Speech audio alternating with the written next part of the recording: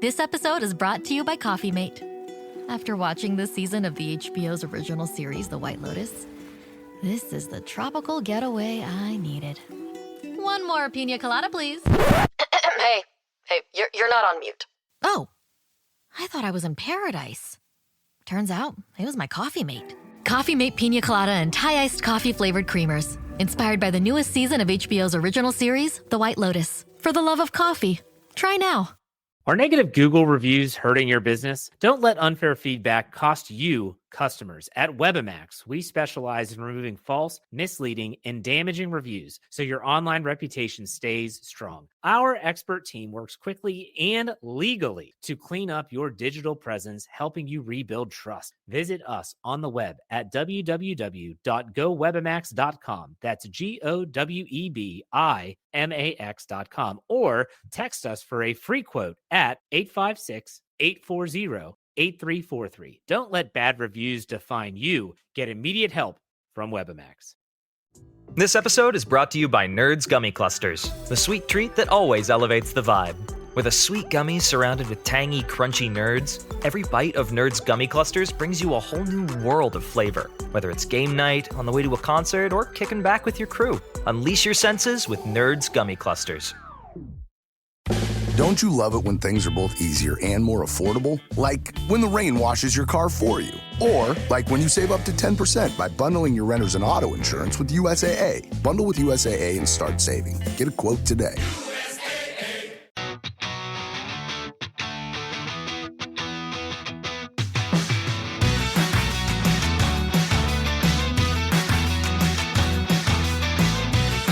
Welcome back to Rams Up, your favorite LA Rams podcast. We are part of the Fans First Sports Network. You can follow us on our YouTube channel as well at LA Rams Up. I'm your host, Mark. I'll be joined occasionally by my football gurus, Paul and Ian. Let's get to it.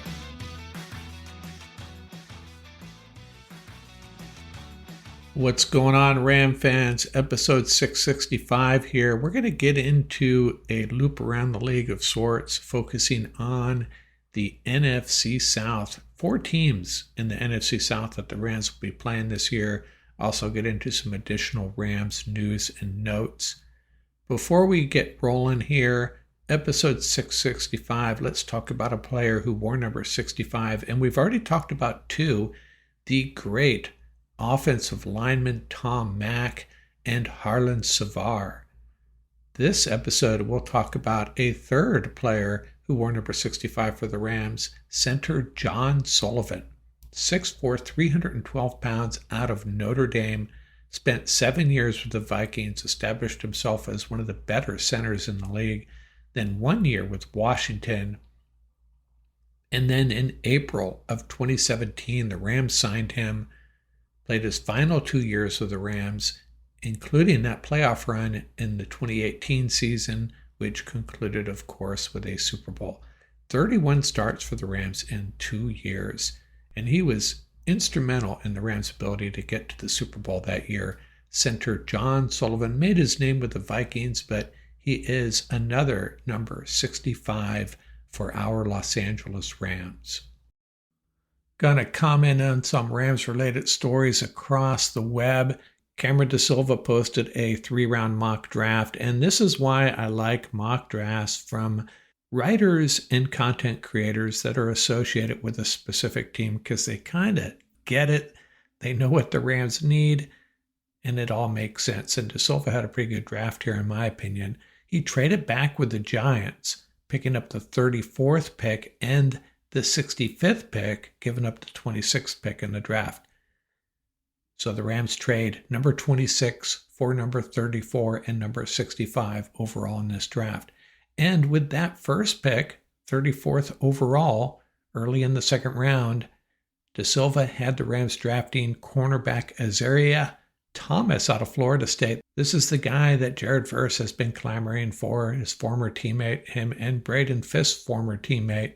Has some pretty good stats, and I think he's going to be a good pro. And cornerback makes sense for the Rams. At number 65 overall, DeSilva had the Rams picking wide receiver Jaden Higgins out of Iowa State, and this is a guy that Paul Wally had talked about when we went over the wide receivers in the draft be a good fit for the Rams. Wide receiver, a definite need for this team with Cooper Kupp on the way out, leaving 3 wide receivers under contract. And at number 90 overall, Cameron had the Rams taking offensive tackle Anthony Belton out of North Carolina State. And this is a guy that plays primarily left tackle, but he can play the right. Some unknowns with the Rams at this point as far as the tackle positions go. Alaric Jackson, is he going to get an offer the Rams can't match? How much longer is Rob Havenstein going to play? So that pick makes sense as well. At number 100 overall, Cameron had the Rams picking a tight end that we talked about, Paul Wally and I, during our rundown of tight ends in the draft. Gunnar Helm out of Texas. Now, I don't know if he's a difference maker, but he's a guy that could fit into the tight end room pretty good. Tyler Higbee getting up there in years. Hunter Long, a free agent. So tight end definitely makes sense as well. Cameron DeSilva's 3-round mock draft there. Now, Gennaro Felice ranked the rookie classes, all of the NFL rookie classes from last year, and the Rams came in at second. Sounds about right to me. The number 1 draft went to the Washington Commanders. And Emory Hunt of CBS Sports named the Rams as one of the teams he thinks is going to take a major step back. I didn't really like his logic, though. He pointed out that Cooper Kupp's on the way out, maybe Matthew Stafford too. And then they also shared the fact that Matthew Stafford, without Cooper Kupp, is not nearly as productive. One of the stats they shared to support his opinion, Matthew Stafford with Cooper Kupp, 30 wins and 18 losses, TD interception ratio 88-36, a passer rating of 97.7. Without Cooper Kupp, 4 wins and 5 losses, 7 TDs and 8 interceptions, and his passer rating drops 15 points, almost 16 points to 82.0. But I don't know if that's a fair comparison because Cooper Kupp was an integral part of that offense, and then you lose the guy for a handful of games or a game here and there. Yeah, that's going to impact your productivity. But if he's gone and the Rams are able to integrate another wide receiver into the offense on a regular basis, I don't think it's going to impact Matthew Stafford as much. In fact, I'm guessing if you went back and looked at those stretches of games that Kupp missed, let's see, there were 8 games in 2022, and then 4 games early in 2023, and then 5 games early in 2024, that coincided with a lot of other injuries the Rams were dealing with, especially across the offensive line. So it's a little bit more complicated than just saying Kupp is out, Stafford struggles. And then why are we even talking about that at the same time you're talking about Matthew Stafford might leave? Now, if they both left, I guess it would be a fair assessment to say the Rams might take a step back. Can't argue with that, but I don't think that's going to happen. We'll be back in a second. We'll check in on all the NFC South teams, 4 teams the Rams will be playing this year. Take the pulse of all 4 teams here in mid-February. Hey, it's Bill Simmons from the Bill Simmons Podcast here to tell you about Michelob Ultra Courtside. It's getting fans closer to the NBA with a chance to win prizes like courtside seats, a trip to All-Star Weekend, and much more. Check it out at MichelobUltra.com/courtside. Michelob Ultra Superior Access, Courtside 24-25 sweepstakes, no purchase necessary. Open to U.S. residents 21 and up. Begins on October 1st, 2024, ends July 1st, 2025. Multiple entry periods. Visit MichelobUltra.com/courtside for free entry deadlines, and official rules. Message and data rates may apply. Void where prohibited. If your football team had one option in their playbook, the results probably wouldn't be great. The same could be said for your investments. SIBO index options like SPX and XSP can help expand your investing strategies with cash settlement and potential tax advantages. If you're ready for a more dynamic game plan, head to betterwithoptions.com. SIBO, life is better with options. Your investments could be too. There are risks associated with SIBO company products. Review the disclosures and disclaimers at SIBO.com/US_disclaimers.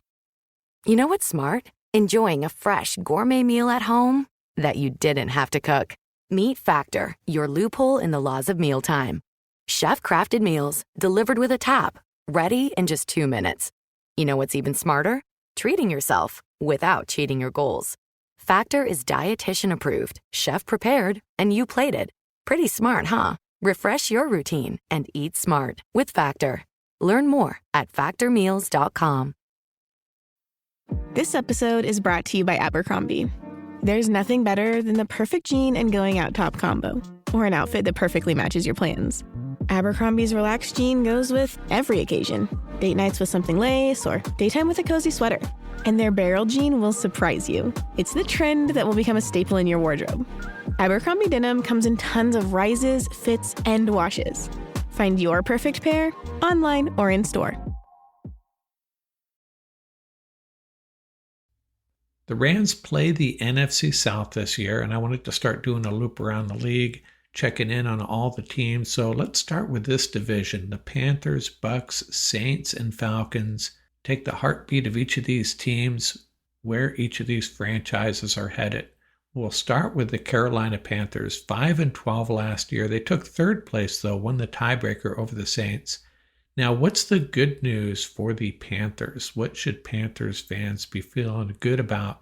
Well, I'm not sure about Bryce Young. There was a lot of doubts about his development, but then at the end of the year, he started to show something. So they got to ride him for another year and see what he can do. So on the upside, he could be a star. On the downside, they could be wasting another year trying to develop a quarterback that just doesn't have it. I don't know what the answer is, but the Panthers really have no choice. Give Bryce Young another year and see if he has it. They have some other concerns. 2 starters on the offensive line are free agents, including ex-Ram Austin Corbett. They have virtually no pass rush since trading Brian Burns, and the safety group could be decimated with departures, including starter Xavier Woods. They bring back coach David Canales for a second year.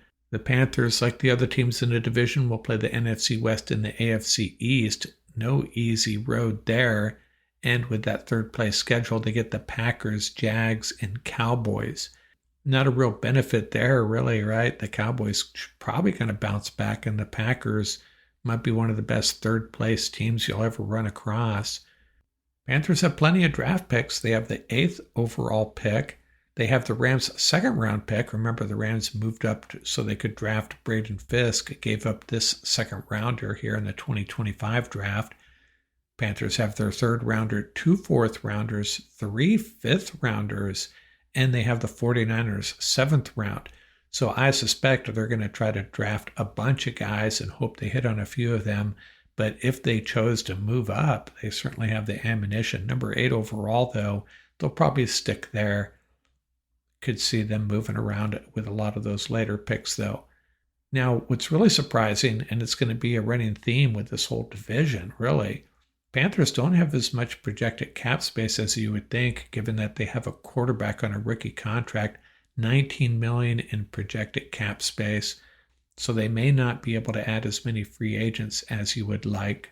So the read on the Panthers, it's all about Bryce Young, but I still don't think they're going to have the roster to compete even in the weak NFC South. I think the Falcons and the Bucs both are going to remain a step ahead of them. Saints, they're undergoing a lot of changes. We'll talk about them next, but I think the Panthers are going to be stuck in 3rd or 4th place, really. Unless Bryce Young really steps up, I think they're a couple of years away from being a really competitive team. Now, they have a bunch of picks. They maneuver through this draft correctly and hit on a bunch of them, or maybe package some picks and add some difference makers. Yeah, they could make a run at a playoff spot, I suppose. I certainly wouldn't put money on it. Never count a team out, but I don't think the Panthers are going to have a very good season at this point, but we'll see how things transpire. They're going to have to be aggressive to make things happen because it is a weak division. Not going to take that much to be competitive to push for a divisional championship. Just don't see it for the Panthers anytime soon, though. Next up, let's talk a little bit about the New Orleans Saints. They also went 5-12, same as the Panthers, but lose the tiebreaker, or is this winning the tiebreaker? They get the 4th place schedule. Man, things started out with a bang for the Saints, and then the injuries hit. Derek Carr missed games due to multiple injuries. Saints dropped 7 games in a row at one point, ended up firing coach Dennis Allen. Now, the good news is I think Kellen Moore is a great hire, but he doesn't have a lot to work with right now, and they have some issues.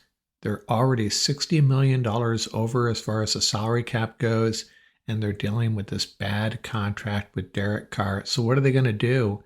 I don't think there's teams that are going to want Derek Carr as the guy, maybe as a bridge quarterback somewhere. So we'll see what happens with him. I haven't thought about him for the Rams if Stafford were to get traded, but as a bridge quarterback, I suppose so. He just seems like the type of quarterback, like a handful of others, too good to move on from, but not good enough to win in clutch situations. We've seen that over his entire career. And they need some receivers. Their top receivers last year, 2 tight ends and a running back, were the top 3 guys as far as yards go. And Chris Olave, slated to be their number 1 guy, their number 1 wideout, played in just 6 games. And they just have no money. They might have to cut defensive end Cameron Jordan, and Taysom Hill got hurt in that Rams game. Man, he's a fan favorite there. They have some draft picks, though. They have the 9th pick overall, and then the 40th pick in the 2nd round, 2 third-rounders, 2 fourth-rounders, as well as a 6th-rounder and an expected 7th-round compensatory pick. So I think they got the right coach, but they got a lot of work to do. They always seem to be competitive. Last year, it was really the injuries that got them, especially to their quarterback. So I expect them to be competitive, but I don't think they're going to be there next year. See if they can get out from underneath that Derek Carr contract. But then where do they go at the quarterback position? Number 9 overall, there could be a good one there. We'll have to see. But I don't think this is going to be the year for the Saints. But they're always a tough out, it seems. Then there's the Atlanta Falcons. Everyone picked them to win that division because of their easy schedule, but they still only managed an 8-9 record, 2nd behind the Bucs. But they have some good news. Raheem Morris got his feet wet as the head coach there, and the Michael Penix era has arrived, and hey, I'd be excited if I was a Falcons fan. I would have been happy with him as the Rams' next quarterback, actually, and he has some targets there. Drake London, Kyle Pitts, he's been disappointing, but he's a decent tight end. And they have a very good running back in Bijan Robinson. They got some issues too, though. Saints dealing with a Derek Carr contract. The Falcons dealing with a Kirk Cousins contract. They're going to owe him $27.5 million next season. And where are you going to find a trading partner for that? And on top of that, they're $10 million in the hole with regards to the salary cap. So what's the prognosis for the Falcons? Well, they don't have a lot of picks. Number 15 overall, and then in the 2nd round, number 46 overall, and then a 4th rounder and a 7th rounder they got from the Rams, and that is it. So not a good place to be for Raheem Morris and his general manager trying to rebuild this roster, but they'll be competitive regardless with Penix and Bijan Robinson. But looking at their draft picks and where they are as far as their roster right now, it seems like they would be more than willing to move out of that number 15 spot, drop back, pick up a bunch of picks. Hey, Raheem Morris, Sean McVay obviously have a connection there. Maybe that's a team the Rams will and deal with. They're the 2nd place team, so the unique teams on their schedule, the Vikings, Colts, and Commanders. Vikings and Colts, hard to figure out. Hard to say how competitive they will be this year, but the Commanders clearly on the rise. Are the Falcons good enough to win this division? Well, it's about Michael Penix. And I'd be very optimistic about their chances. Certainly feel better about that team with Penix leading the charge rather than Kirk Cousins. But he will essentially be a rookie, right? Got on the field a little bit late last year, so there's bound to be some growing pains. But hey, Penix is the real deal. I think eventually he's going to be very successful. I think it's going to be between the Falcons and the Bucs once more. And now we will talk about those Bucs, led by Baker Mayfield. So what did those Bucs do last year? They went 10-7, won the division, and then lost in the wild card round to the Commanders. And the good news is they had an excellent draft. Those draft rankings I referenced earlier. Tampa Bay came in with the 5th best draft, a grade of A-. 1st round pick center Graham Barton started all 16 games. Nickelback Tyke Smith played in 13 games, 6 starts. But their best pick was probably 4th-round pick Bucky Irving, the running back. And even Sean McVay talked about him recently. A very good player. Tampa Bay drafted very well. And Baker Mayfield, he just keeps on getting better and better. But that was a poor performance in the playoff game against the Commanders. And they have some other things to be concerned about. Offensive coordinator Liam Cohen, remember he spent some time with the Rams. He has moved on to the Jags as their head coach. They promoted passing game coordinator Josh Grizzard to that position, so a little bit of an unknown there. They probably feel about him the same way we felt about Chris Shula at the beginning of last year. And that Bucs offense really excelled under Cohen. And the Bucs are about $4 million over the cap, but they can get through that with some restructure. So they're in much better shape than it seems like the rest of the division. And Chris Godwin had that major leg injury, and he is a free agent. So how do I feel about the Bucs at this time? They have all their picks except for the 6th rounder, so they're in decent shape there, and they get the first place schedule. Kind of a similar situation as the Rams. The Bucs' unique games are the Eagles, Lions, and Texans. So that's advantage Falcons there, right? So I would expect the Bucs offense to potentially take a step back, especially early in the year as they adjust to the new offensive coordinator. I think Atlanta's going to give them a run for their money in this division. The schedule favors the Falcons once again, just like it did last year. It's really about those 2 quarterbacks, in my opinion. Michael Penix versus Baker Mayfield. And who you got, I'm not sure. So what does it mean for the Rams? Why am I even talking about this, you might be asking? Well, the Rams play all 4 of these teams. They get the Saints and Bucs at home, the Falcons and Panthers on the road, and they've done very well against 3 of the 4 teams in this division. 19-10 historically against the Bucs, 45-35 versus the Saints, and 49-30-2 versus the Falcons. So remember, the Saints and Falcons used to be in the Rams division. But surprisingly, Rams are 10-13 historically against the Panthers, which surprised me. But they were 1-6 between the Martz and McVay eras. Aside from that, Rams are on top. Did have that painful loss in the playoff game, which basically ended the greatest show on turf. That was the Steve Smith touchdown over Jason Sehorn. And we talked about that. I think Ernesto Salgado and I talked about that in one of our Ram Fan Rap sessions, if I remember correctly. Now, what's interesting is the 49ers against these 4 teams, very similar, have had their way with the Saints, Bucs, and Falcons, a losing record against the Panthers. So somehow the Panthers are doing very well against the Rams and 49ers. I can't explain it. I think the Rams are going to have to get rich against these 4 teams. They can't afford to split them. They need to go 3-1. They need to take care of the Panthers and the Saints, and they need to take care of either the Falcons or the Bucs. This schedule benefits all the NFC West teams when it comes to the wild card pecking order at the end of the year.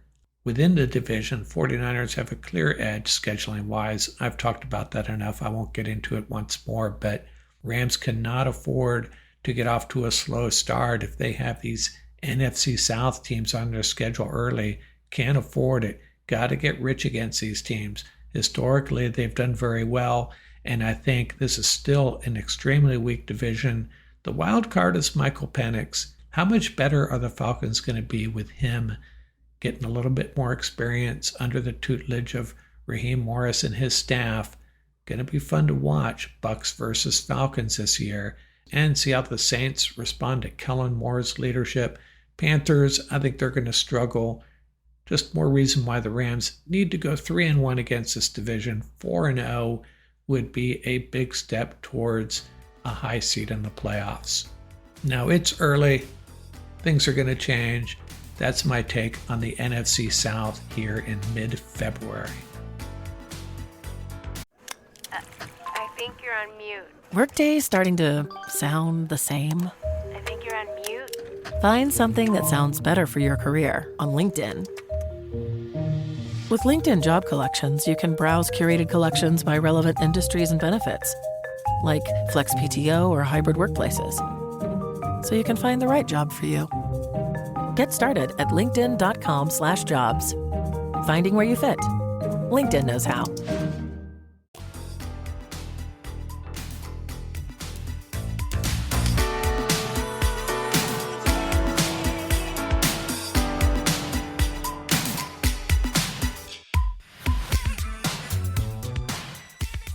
That's going to do it for this episode. Remember, you can reach us at ramsuppodcast@gmail.com. And don't forget about our YouTube channel. Our handle is at laramsup.com.